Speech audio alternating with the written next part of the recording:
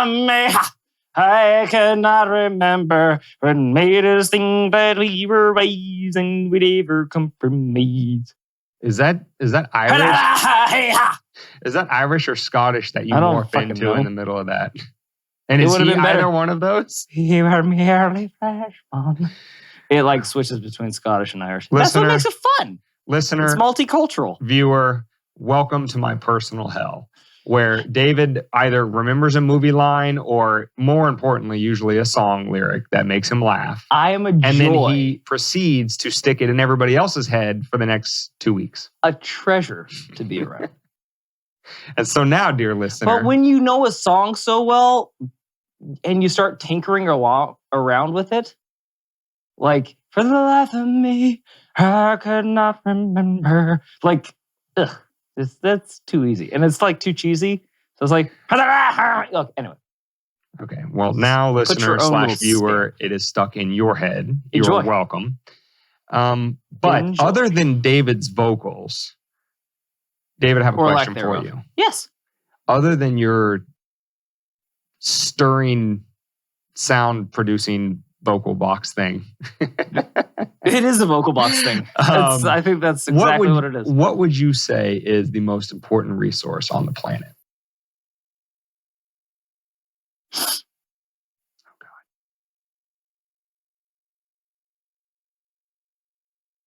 Can you define resource, Dan? Jesus Christ. Just pick one. It could be oil. It could be coal. It could be wood. It could be, don't run with that one. It could be any number of things. You have a guess. You know me too well. This isn't a trick question. I'm going to go serious. The children. You're close. Now, I'm not the first one to say this, but I think that we are constantly reminded of this over and over again, which would kind of give us a little bit more hope in humanity. What I posit as the greatest resource on earth is the human mind. Because, yes, human beings are responsible for a lot of very bad things. Boring. But some human beings create some awesome stuff that kind of diminishes the ill effects of the other ones. We found Galactian crystals. And now we can move through time and space seamlessly. How about this? Go ahead. Maybe not, as you say, Galactian crystals, but maybe something similar on Earth, something life-altering that could make everybody's life better. Well, if it alters life, then it could only go one of two ways. But you're saying it's going to go better. And better, yes. Okay. Yes. So was it Drake or Drexel? I don't remember. I think it was Drexel. Some scientists stumbled upon a potentially revolutionary discovery which could literally change the entire energy grid on the globe, make it less fossil fuel dependent and all that kind of stuff. Again, to the extent that all of the concerns from the climate catastrophists is correct. Is that the correct pluralization of that? I think it is. I think you just coined a phrase.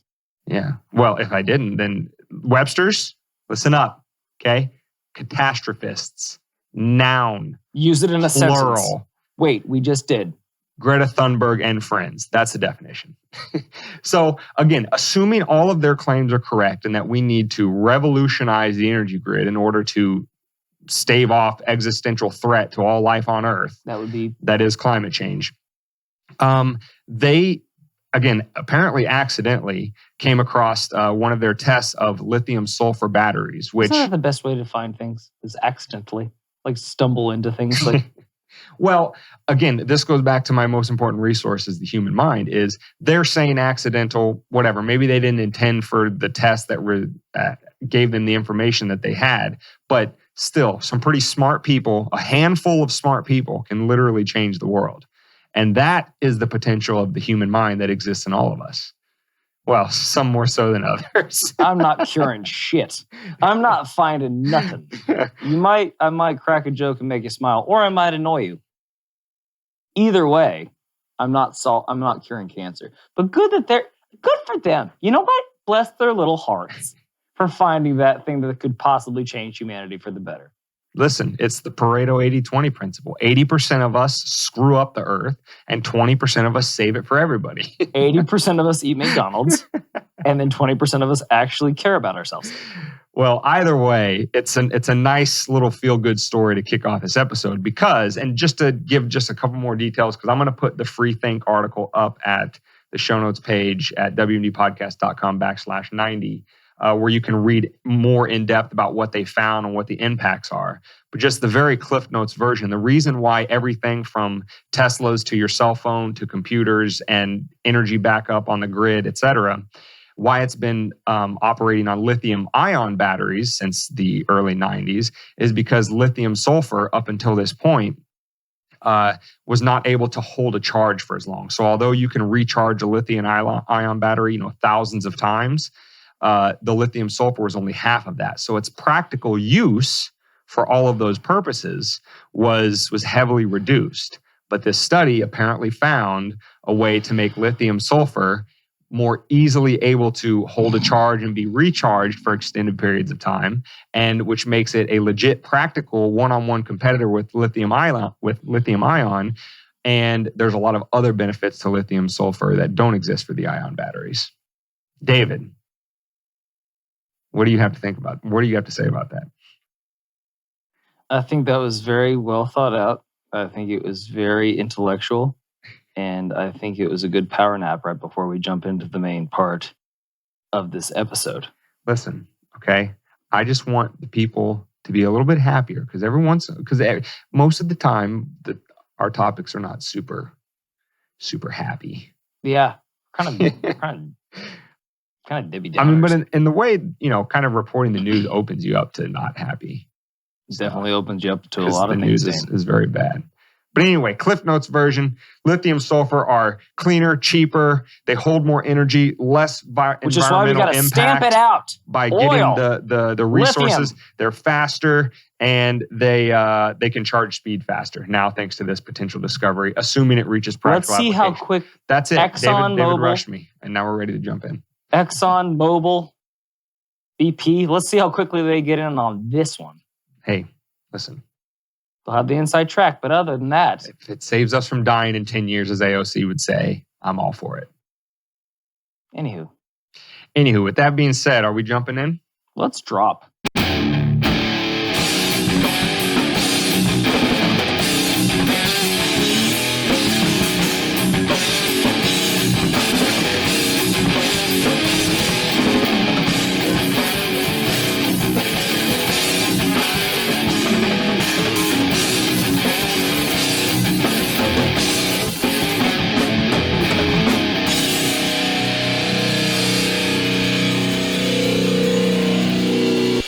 Welcome to Weapons of Meme Destruction Podcast, episode 90, which can be found at wmdpodcast.com/90. You can find it on any podcast app. You can get the videos on YouTube, Rumble, and Odyssey. And you can also link up with us on our other socials, Twitter, Instagram, TikTok. Just search Weapons of Meme Destruction or WMD Podcast on any of those platforms. Like, subscribe, share, rate, do all the free stuff to help the show. And because we know we have a couple listeners requesting to be into the private Facebook page, remember at $5 a month, you get access to that. I was just as shocked as you were. And at $10 a month, you get the bonus content, the extra Elon episode we're going to put out about him being the Joker, which will be coming out next week. So jump in before then, and you'll get access to that episode as well. David. Dane. We got more Elon content for the people. First of all, happy tax day. Listen, I'm trying to forget. I know that all of our listeners are very happy they had to give their pound of flesh to Caesar. I mean, yeah. And happy Easter. We're recording this on what I like to call OK Saturday. And if you're familiar with the liturgical season in Christianity, there's Holy Thursday, which is the Passover Seder, the night before Jesus got. And then Jesus gets on Good Friday. And I feel like this is the mediocre Saturday right before Easter Sunday. At any rate, it's an happy occasion. It's very happy. Because he saved some of us. Some of us not so much. So a little bit of sad stuff with taxes, a little bit of happy stuff with Jesus rising from the dead. But some neutral to potentially sad, but also potentially kind of good stories, our main topic for the day. It's all perception. Like, this is all good stuff. If you look at it through like Silver Linings Playbook, if you're Jennifer Lawrence, you know? Yeah, some people are either responding in a rational way or saying, I want to wait and see what develops. And some people are running around with their hair on fire thanks to this topic. So yeah, I agree with you. The perception is everything. All this goddamn freedom is causing freedom. We need to stomp that out real quick. So, not to bury the lead anymore. What we are referring to is all of the developments that happened in the past week since we touched on just the initial point that Elon had purchased 9.2% of Twitter. A lot of stuff happened between then and now. For example, Elon denied his board seat. He said, I don't want to sit on the board because the board wanted to make him sign some sort of agreement that he would not buy more than 14% of the company if he sat on the board. So he said, nope, not doing that. And then he tendered an offer later in the week for... Did he swipe left or right? The troll nature of this guy just knows no bounds. He offered $54.20 a share to buy out all of Twitter. Why is that trollish? Because this is not the first time that Elon has referenced 420 in stock prices. Speaking of Easter, he loves Easter eggs. He loves leaving little subtle like gotchas in like plaid. Do you know why it's called plaid? No. Because he loves Spaceballs. And as a kid that grew up on Spaceballs, they chose to go to ludicrous speed.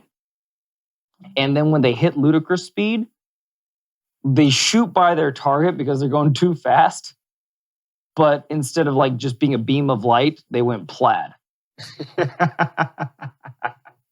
And you, dear listener, have learned something today from me, not him. Suck it. I love it. I love it. Elon. Mel Brooks is the best. Elon is a funny. Well, apparently, let's give Mel Brooks the credit for that one. Mm-hmm. But the fact that Elon does little things like that, I think it's funny. Mm-hmm. So anyway, that would come out to a total of $43 billion he offered to buy Twitter for. Now, unless you've been completely off planet Earth over the last week, you have heard this story in a million different iterations. Because some people, as I said, some people's hair's on fire about it. Some people are like, yeah, it doesn't seem like such a bad thing. And some people are like, well, I'll reserve judgment. Give me some more information. But it's the hair on fire people we want to focus on because, I mean, we wouldn't be us if we didn't. Let's not forget that not a couple of weeks ago, they started to introduce a bill to Congress that would mitigate misinformation on social media platforms. It was starting to work through. I forgot what they called it. Probably look it up and have to put it in the show notes. But so the name of the game is media is obviously trying to transfer over to control of the narrative into the social media platforms, which, however, better so much into. All that being said, Elon steps in to the arena and says, no, I want to control it, with all this other good stuff. So Dane, how does this unfurl? How does it unfold? I'm dying to know the first blow of the war. Let's go. So to be fair, as we like to say that we are as much as humanly possible on this podcast, we're going to give you Musk in his own words. We're going to give you the current CEO, Parag Agrawal, who oddly enough is making his second appearance on this podcast. Who would have thunk it? Say what he has to say about it. And then we're going to get into kind of the narrative that we're all familiar with and kind of break down the absurdity of that whole thing. So Elon, he's said a lot about this, obviously, leading up to and over the course of the last week, but just a few highlights of things that he said. When you read articles, Elon wants to be a dictator. Elon's the world's worst person ever, yada, yada, yada, rich oligarchs. Well, okay. He could just be saying flowery things and not meaning them, like all politicians. Or you could take the man at his word. In either case, it's not unreasonable to say, let me see what happens. Did we forget that he just challenged Putin not a couple of weeks ago to a fist fight? That makes him the most socially justice active person ever. That guy has more chutzpah. Happy Passover, by the way. It is that time of the year too. He's got more chutzpah than our own sitting presidents for the past ever. No president's ever challenged another president to a fist fight. Like, come on, maybe Teddy. Maybe old Teddy Roos might have challenged for a fist fight. But other than that, I don't know. I mean, I got to give him some credit there. He's willing to put his fists where his money is, or his money where his mouth is, or whatever you want to call that. So a few quotes from Elon just to see where his head's at in terms of what he thinks Twitter should be for, what he wants to do with it, etc. Quote, I have a strong intuitive sense is that having a public forum that is maximally trusted and broadly inclusive, I mean, that's one of their favorite buzzwords, but sorry, I digress. And is broadly inclusive is extremely important to the future of civilization. Next quote. I think it's very important. I don't want to brush over that. I know, we're going to talk about them all. Just relax. Jesus. A thought stain. Burn my skull. Next one, quote, I think it's very important for there to be an inclusive arena for free speech. So inclusivity twice.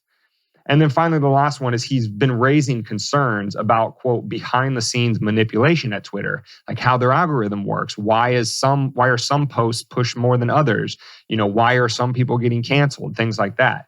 And so he seems to be concerned about the way it currently goes and has at least these high ideals that the people that want to cancel him would at least claim to also have the same ideals.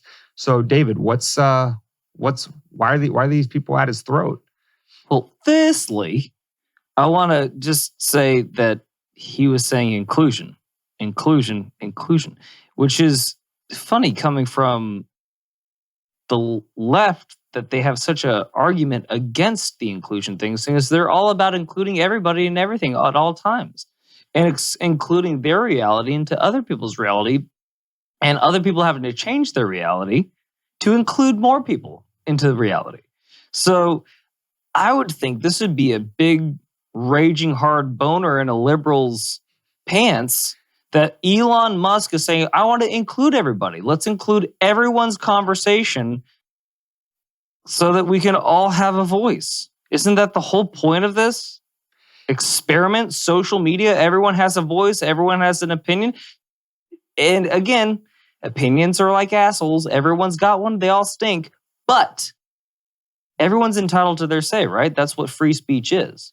Yeah, and I mean, if you would ask them in their own words, they'd say, well, not including people, X, Y, or Z, makes you a racist, misogynist, patriarchy lover, kind of bigot, yada, yada, yada. You're all these terrible things if you think that, there might be some sort of athletic advantage for a biological male over biological female in sports, right? Their whole modus operandi is allegedly, again, because they only have good motives and never bad ones that are meant for control. But all of their motives, their good motives, are backed by inclusion. Inclusion for inclusion's sake. So when they start to be inclusion maximalists like that and cast you out as some terrible, evil thing if you disagree with them on one matter of what should be included or not, well, then that kind of suggests to you that maybe it's not actually a principle for them. It's an arbitrary metric that they can just move around whenever they want. They want inclusivity of all these, different groups, but never inclusivity of different wrong think, if you will. Isn't that strange how that works? Different thoughts for different people. What a weird concept. I know. In a allegedly nominally free country. Isn't that a crazy thing to actually want? You're free to do whatever you want unless it's something that we don't agree with. And then if we don't agree with it, then we're going to cancel you. Well, right. And again, they want to steal a line from Jordan Peterson. They're all about equality of outcome, not equality of opportunity. And that's the here and now. It's like they're arguing that anyone that wants to work for NASA, despite the fact that they've never passed Algebra 1, they think that if somebody wakes up and says, I want to work for NASA, they should be able to work. That's not how this works. Like, you don't just get to move the goalpost until something just butts up against it. And I think that's where we're coming now. It's like this society, we're coming to the stopping point where it's not like we're going to have to stop being polite and we're going to have to start being real. You know what I'm saying? Real world. Weird. We got to go back to the real world and stop being polite and start being weird. So, real. So, all right. So in his own words, which I guess, being the CEO of a company, he is a little bit measured with how he'll approach it. He's going to let the mobs of blue hairs on Twitter, do the rage stuff. But to his credit, again, not assuming false or negative motives, Parag Agrawal, the current CEO of Twitter, had a few things to say to employees when he said that the board was considering Elon's offer and what to do next and all that kind of stuff. And he said, quote, "This provides all of us with this moment where we feel distracted." He's trying to allay the concerns of his employees. Back to the quote. Where we feel distracted, where we feel a loss of control. I thought that was a rather interesting quote. And again, I understand you can soundbite people endlessly and have them think things that they don't actually think. But this loss of control, when you actually get all the way down to the bottom of the narrative from all the crazy, purple hairs, that's what it's always about. It's about control. So whether this was a Freudian slip from Agrawal or this is literally how that side thinks, we have to have the control. I just thought that quote was rather interesting. Miss Clifton. Quick question, Dane. What part of freedom is controlled? Has a control mechanism to it? Sometimes I get my merds all wixed up, but the last time I checked, I was thinking that the concept of freedom is general, the ability to do what one wants. Because even they don't disagree with that. They'll say freedom's good, but it needs to have parameters. They're not denying the maximalistness. That's not freedom then. Like you're saying, freedom's good, but you need some not freedom. Right. I get we it. know that. I get it. But what I'm saying is, wrapped up in their own definition of what needs to happen to society, they still are admitting what the dictionary definition of freedom is that it's maximal ability to do whatever you want. They don't like it. Right. They don't like the maximalist part of it, but they don't deny it. And that's what's key to understand is they don't deny that freedom is maximalist. That's that whole they just want to be the one that defines it. That's that whole communism works, but it just hasn't been perfected yet. Like, okay. Gotcha. That's exactly right. I mean, gotcha. That's a great point by David, because that's the thing is these themes come up again and again in somebody's thought process when they do this kind of thing. Like we always talk about, they argue from emotion instead of logic or reason. And like these themes, the ways they argue, the way they try to gain support for their cause is very different from a structured principle approach where somebody says, here's why I think X, Y, and Z. And, here's all the nuances and let's discuss it. But again, they don't want the discussion. That's the whole point of this Elon thing. Because again, if you disagree with them, you are ex ante evil and therefore not entitled to an opinion. Off with your head. And if you're dubbed a Nazi, dubbed a white neocon, fascist, whatever the hell, whatever new cool label, in McCarthyism, it was you were a communist. In Salem, you were a witch. Like it's not. It's human nature. We've seen this before, and again, it's happening again. Right. So, with all that being, now we let off at the beginning of the show saying that this was a very busy week because this story is not over yet. So, what did the board do? They adopted what's called let me get the exact thing of it called. It's called a shareholder rights plan, which is colloquially referred to as a poison pill. And what that allows the company to do is if any individual shareholder reaches a predefined amount of company ownership, that gives all of the other owners an opportunity to buy shares at a discounted value, which then increases the price that the wannabe takeover shareholder, in this case, Elon, would want to do. So to put it in actual terms, I believe the content of Twitter's poison pill was if Elon reaches 15% ownership in the company, then that would give the other 85% shareholders the opportunity to buy more shares at a 50% value, which expands and dilutes the share pool for every shareholder, but it's intended to take away, again, with simple numbers, Elon's portion so that he can't possibly take over the company if he wanted to. And the reason why it's a poison pill is because, yes, it poisons the would-be takeover shareholder, in this case, Elon, but it also dilutes and poisons the rest of the 85% shareholders, maybe turning their previously profitable investment not so profitable. And So it kills the company and the takeover person. And let's not forget, like we said before, Twitter has been embroiled in controversy for the last at least 5 years, if not more, of people going on there, getting removed because certain people say certain things that people don't agree with. They've been running this company fast and loose. You can find hardcore pornography on Twitter. Can confirm from a friend that told me about it once. We'll track back to that later. Remember the phrase, remember when I said that I hadn't been on Twitter? That might actually get me on Twitter. Anywho, all I'm saying is, like, you can have hardcore pornography on there, but you can't have a differing opinion. That's all we're saying. Yeah. And now the board making this decision, which Elon warned ahead of time, again, not that he's judge, jury, and executioner, but just stating a simple fact that denying his offer would potentially open up the board to, in his words, quote, titanic legal liability.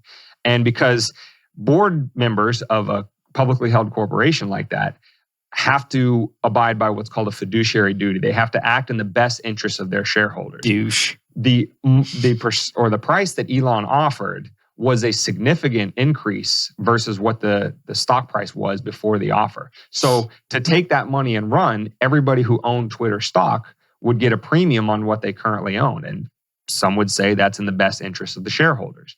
So by the board doing this, they could be in potential legal trouble. Whether that actually comes to fruition or not, we don't know. But it's just interesting. And somebody pointed out on Twitter, and I wish I would have remembered the guy's name to give him credit. So this is not an original Dane thought, but he's like, this simple action to do the poison pill thing instead of take Elon's offer tells you exactly, if it wasn't already obvious to you, that it's clearly about control. They can't help themselves. Exactly. Because rather than do something that's, better by the people that own it or anything like that, they would nail themselves to the cross of absolute regime narrative control, which is exactly what they want to do with their algorithm, which is exactly what Elon finds a problem with. Which tells you everything you need to know about what they think about free speech. That's strictly what if you don't think that they're trying to, close the circle on this thing to where actually George Carlin said it best. They're trying to control language. And if you can control language, you can control thought because we think in language. So if you can control what people say, now eventually you can control what people think. And if you can control what people think, then you have their end goal. Then you can tell them what they think, which is what they've been doing, which is what we've been arguing about for the last, year and a half of this podcast has existed, is that's what they're on about. They're trying to control your mind because if you step out of line, you get hammered. The nail that stands up gets hammered, or the whale that spouts the most gets harpooned. Whatever colloquialism you want to apply to it, the message is still the same. Like, they don't want you to be an individual. They don't want you to think clearly. They want you to follow their narrative and accept it wholeheartedly, which is what I'd argue this dry run of a test was with COVID. If you didn't agree everything with the science, everything that Fauci said, this, that, and the other, they just removed you. You were a danger to society. Yeah. Because you thought different. And now, again, when we say that by the way that especially the Twitter leftists have been acting since all of this stuff started breaking, is an example of them telling on themselves. The reason why we can say that with such confidence and not just be dismissed as, oh, well, that's because you guys hate the left and you're disingenuous and you mischaracterize them and all this other kind of stuff. I would say, I don't even have to do that. I would say take them on their own words, examine their own principles. For the sake of a completely opaque, arbitrary algorithm that can cancel and shadow ban people for any number of undescribed reasons, but that algorithm that operates in that way, in order to protect that, they have showed you that they are not champions of free speech and openness and lack of control. What they are champions of, and these are actual facts that happen in this situation, they're in favor of corporations completely disregarding their shareholders and everybody that's even remotely related to them in order to do what they want in terms of control. And that's the poison pill example. They're okay with Saudi princes. You know, Saudi Arabia, the country that hunts down journalists and kills them in other countries, that imprisons people for tweets. Yeah, a Saudi prince sits on the board of Twitter and was one of the first voices to reject Elon's offer. Or what about the idea that just a couple days ago, the Vanguard hedge fund, David and I have some things to say about that as AMC apes, but the Vanguard hedge fund buys a larger stake in Twitter than Elon Musk. So all at the same time, for the left to get what they want and to shut Elon down, they showed you that their whole principles of distrusting corporations and being open and tolerant and everything like that, and being against Wall Street and hedge funds, they join arm in arm with all of those groups to completely violate every principle of free speech and inclusion and everything they claim to stand for. Let their actions tell you who they are more than their words. They just got done telling you for a year and a half that Johnson & Johnson, Pfizer, and Moderna have your best interests in mind. I'm not going to go into great detail about drug companies and how insidious they are, but these same companies that had your best interest in mind have paid off billions and billions and billions of dollars in lawsuits where the product that it comes out in trial that they knew was a problem for the general population, that it could do harm, and they weighed out the harm to the profit benefit and went with the profit benefit. These same companies have your best interests. They're telling you, to go Orwellian on you, that 2 and 2 is 5. It's not about whether or not you believe that it's 5, because you know it's not. But they just want you to say it, which means you'll comply, which means that you'll go along with it, which means that you'll swallow the narrative, which means that you won't think for yourself, you'll let them think for you. And that, my dear listeners, is what we're trying to fight against as long as we can.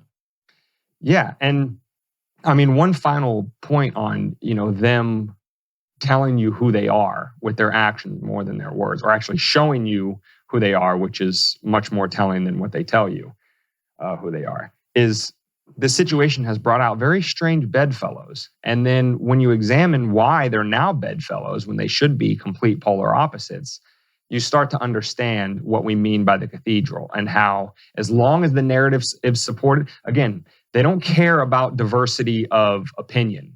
They want diversity of all these other factors that don't matter for the sake of what's being discussed. The science. Yeah, but diversity of opinion is absolutely intolerable. And so these strange bedfellows, one, I have a tweet here from a Max Boot. And if you don't know who that is, he's all over mainstream media all the time. You're probably better for it. He is a neocon of a neocon of a neocon. He's never seen a war he didn't like. He was formerly a Republican and then became a never Trump, now kind of like more on MSNBC, more on the left side of it. But his neocon colors have always been flown proudly. And this is what he had to say about it in a quote from a tweet. "I am frightened by the impact on society and politics if Elon Musk acquires Twitter. He seems to believe that on social media, anything goes. For democracy to survive, we need more content moderation, not less." And so the point I'm trying to make here about strange bedfellows is the left, which is traditionally supposed to be anti-establishment, anti-war, yada, yada, yada, are now speaking from the exact same hymnal as Max fucking Boot. He is terrified of Elon Musk taking over a social media company, but he's totally fine with Zuckerberg still running Facebook, selling all your private information that has been shown to just be taking advantage of you and selling all of your wares. For how long has Facebook existed? But he's cool with that. Right? He's cool with that. And by the way, how much is Zuckerberg worth? Billions? He's another billion. So no one's coming for his head. Right, because he was there first. I guess. I guess. Oh, he changing made it. hands after the fact somehow. So if you become if you become a billionaire because you created a social platform, that's fine. Or if could you're the compliant. explanation be that Zuckerberg speaks from the same hymnal as what they want? No, Dane. Could it just be that it's How not just could that billionaires per be? se? How many? I mean, Zuckerberg doesn't remove any posts from his social media, does he? It's not like one of the members of this podcast has been removed Sitting on several a couple times. bands myself. Thank you very much. Exactly. He's proud of it too. He's going for that 5-year chip right here. So he could put haven't been banned in 2 weeks. Give me my come little on, coins. I'm better good boy. And here's I guess to kind of boil it down at the end, we've already said a couple of times that what's really happening here is a sense of loss of control. Again, that was the Freudian slip in Agrawal's comment to the worried staff. It pervades all of their objections and stuff here. But it's not only the loss of control, but it's the way that control is demonstrated. And it's demonstrated through a proprietary algorithm that a small handful of people high up at Twitter get to decide what happens with.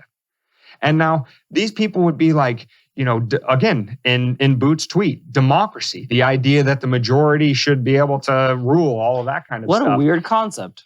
And if we seem worked up about this, it's because this exact thing has happened to us on a different platform. That's what happened with us on TikTok. We were up to 10,500 followers. Someone's real salty about that. We were getting hundreds of thousands of views on some of our videos, and we got shadow banned. And for those of you who don't know what shadow ban means, is that you can keep putting content on the platform, but the algorithm doesn't show your content to anybody. So your ability to grow and get a platform that a Max Boot or any of these other top media objectors are saying, they have that platform. So they shadow banned us, which means we could keep putting videos on that TikTok account, but it's not being shown to anybody. It stops your growth instantly. Some of the followers were saying why aren't you putting up videos anymore? And they had no idea that we had 10. Well, you had 10 that you had made, and they're like, you don't come up anymore. It's weird. So, and that's the thing. That algorithm, which does that on a lot of social media platforms, and just in terms of Twitter, they do the same thing. That's what Elon's frustrated about, is because that whole process is proprietary. It's opaque. None of us are getting to peek behind the curtain of how that algorithm is sourced. And so what I found rather interesting is all of these people say everything like Elon wants to be a dictator and he's this, that, and he's whatever. But he said specifically how he would fix that problem. He wants it to be open source. Just like cryptocurrencies, some of them can be voted on by all of the holders. The open sourcing of Twitter's algorithm lets all users on the entire Twitter platform contribute to the conversation of how the algorithm works. That was the whole point what of speech is allowed on there and what That isn't. was the whole point of it. So everybody comes on and has a conversation. That's the whole point of social media. And if you think that it's a bad sign that all the media, all the politicians are squirming over this, that should be your first sign that says that this is probably good. I saw a TikTok. It wasn't, obviously, I don't watch. He sure as hell doesn't contribute to our new page, which, by the way, go follow that WMD podcast, at WMD podcast on TikTok. You want to see me making we want to breakfast? grow the new one as much as the last one. You want to see me working out? You want to see me sweating in a sauna? I can do that.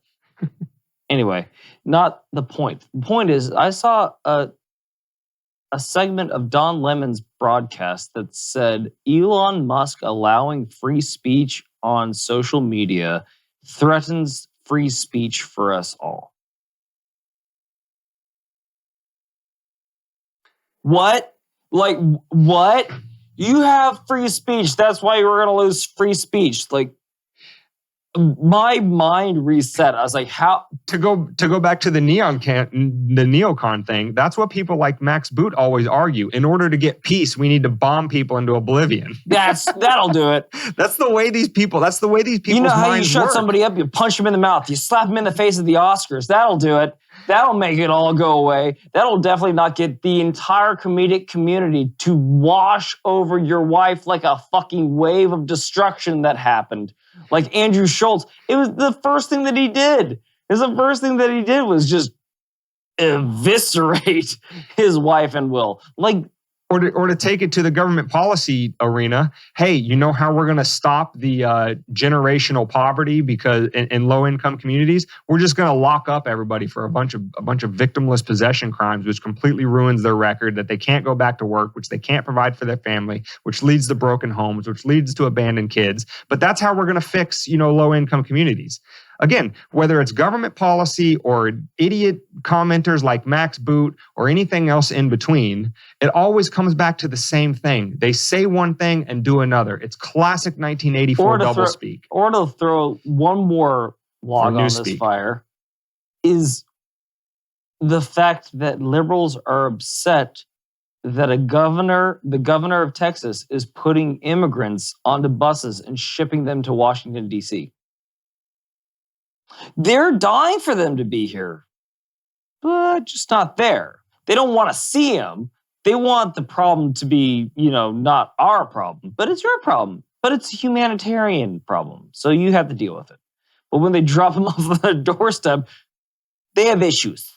Yeah. All of a sudden, their words aren't so ironclad, and all of a sudden, their actions don't match them. Yeah. So, again, it's just this, like you said, doublespeak. It's like they say flowery things to make themselves feel good inside, but they don't realize that they're aiding and abetting the exact opposite scenario that would actually benefit the situation that a lot of people that vote for them are in. So after pointing all of that out, I do want to end the episode on a bit of a happy note. It's not happy in the sense that we know for a fact that's going to happen, because this is pure speculation from David and I. But I like how you threw my name in there first. That's nice. Well, I mean, Englishly it's proper. It's not an out Proper there. English. It's not an out there theory. So I don't think you'll have to disassociate yourself from it too much. So Elon was at a TED Talk late in the week, Thursday or Friday, I forget, but it was while his offer was still pending, before the board had made its poison pill decision to deny Elon's offer. And the interrogator, the questioner, asked him, what if the board denies your offer? Do you have a plan B? And Elon just said, smiling, that he did, and that he would give further details later if the board ended up doing what we all knew that they were going to do. And that got me to thinking, what could Elon do? And I would say, if he's got $43 billion to spend, that's pretty good starter money for a competitive app to compete with Twitter. And again, so this is the pure speculation theory: is will he make a competing platform? And so I got to thinking, like, okay, what is the most difficult hurdle for all competing platforms, whether it be Parler with Facebook or Odyssey with YouTube or whatever? It's enough money to compete with the big dogs. It's not just money, but it's also, how do you get the attention, the eyeballs away from the established player over marketing here? And so on and so forth.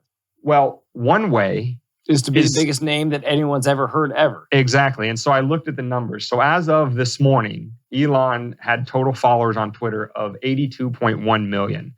And just to pick another name out of a hat, Donald Trump, before he was banned in January of last year, of 2021. Off of what? Off of Twitter. Interesting. He had 88.9 million followers. Now, understanding there's probably a significant amount of overlap between those two, still between them, they have 100 to 150 million people that would instantly go over to whatever competing platform. So that hurdle is seemingly, and again, that's not to mention like Mark Cuban would probably go over there and other, big names with big followings. You know what happens when people that hold themselves in a certain regard have somebody walk in that challenges where they hold themselves in let's just say, if there's a lot of people that think that they're really smart are in a room, and then somebody that walks in that is actually really smart and a lot smarter than them walk into a room, you know what you hear? You hear, and that's the collective sounds of all their buttholes clenching at once, because they know that they're in for a war. And that's exactly what's going on here. He's smarter than the people he's arguing against. And I'm not saying to make him the new Jesus Christ, but Elon Musk is doing the things that we wish we could do if we had what Elon does. The brains, the money, The ability to beat them at their own game. I don't give a fuck at all. Like that's like a gene in him. He's like, I'll mess with him. That's not even a problem for me. I'll do that in 5 minutes while and then I'll go land a rocket on Mars, and then I'm going to go bore a tunnel to New York. I'm going to reinvent how we view reality.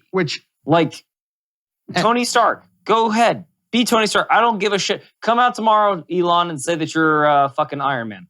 I support it. And 1,000%. I'm glad you bring that up because that reminded me of an important point that I just want to end with here is Elon. We've been ending this for 20 minutes. Elon acting like that has these people up in arms, right? A billionaire acting like, again, if nothing else, you can say you hate his plans or whatever, but he's doing it out in the open. Right. Okay.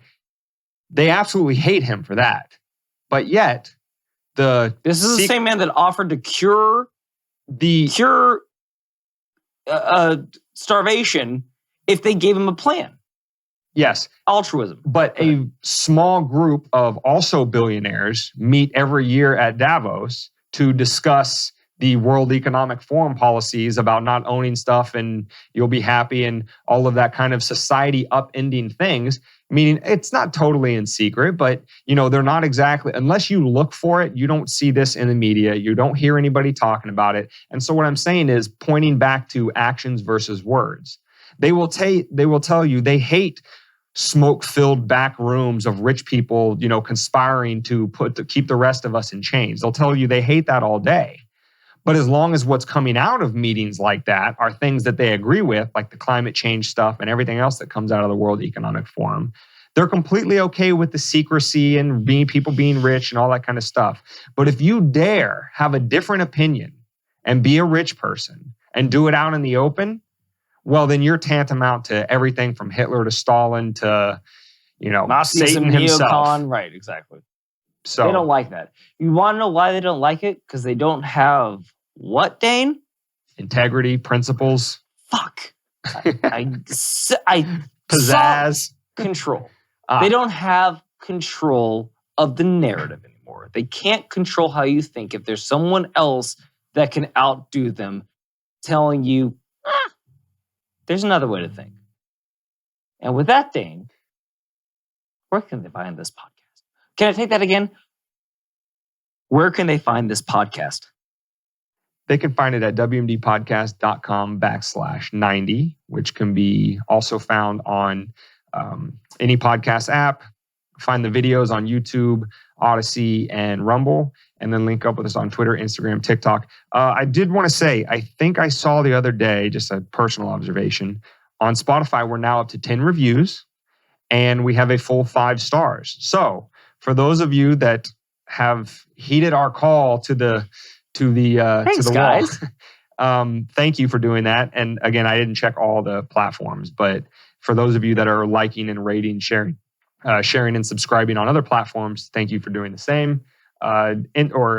YouTube following is growing. The second TikTok following is growing. So please link up with us on all of those as well. And, drop us comments, engage with us. We like to hear what you have to say in a very Elon open source type of way. Tell us we suck in public, and then we'll take it under advisement. It's got to be constructive. Don't just tell me I sound like a goddamn pineapple. That doesn't even make any sense. Okay? Which may or may not be a real thing that we heard from in the past, or a real critique we got. Stop it. Just stop it.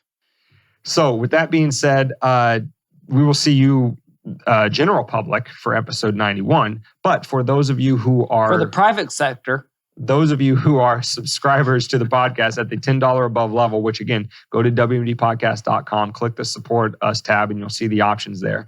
But at $10 and above, you get access to exclusive content we don't release anywhere else. We are going to record the Elon joke, the Elon is Joker thing for just that group, and you'll be able to get that at $10 a month. I think we're going to let our hair down for that one. How's that I think so. Bring him in. Bring him in for the fireside chat. Come on in. Come on in now. I don't have the ability in my video editing yet to zoom in, so... I don't mean actually. I mean, come inside, join us by the fire, not zoom really in on my face so you can see my fucking blackheads. Jesus. Okay. Anyway, with all that being said, after the stickiness of asking for money, can we sign off now? We can. All right. Well, stay safe. And above all, stay free.